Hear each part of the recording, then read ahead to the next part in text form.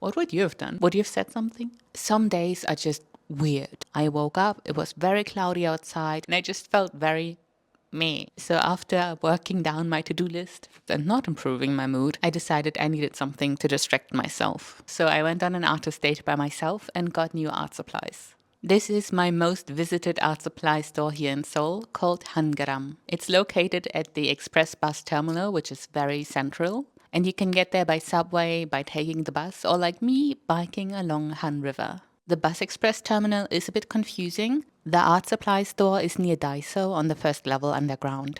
And there is a huge variety of paints and art supplies, mediums, anything your heart could wish for.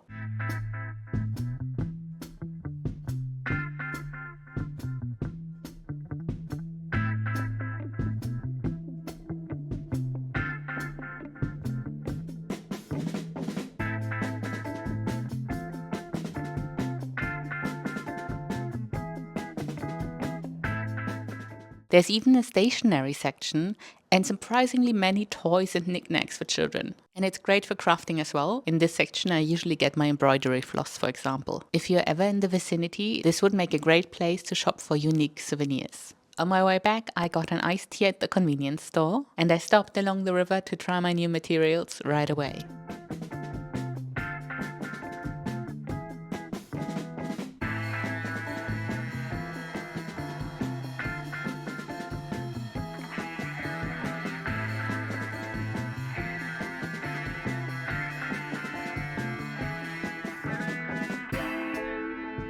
This is my mini haul. Next to the oil pastels and colored pencils, I also got new paper and acrylic pens. Being near the river is so very soothing to me. I don't know what it is, I just enjoy looking at the water, listening to an audiobook, and trying my new art supplies. Playing with new colors has always cheered me up. Who says retail therapy isn't real? What way do you get yourself out of a funk if you have an off day?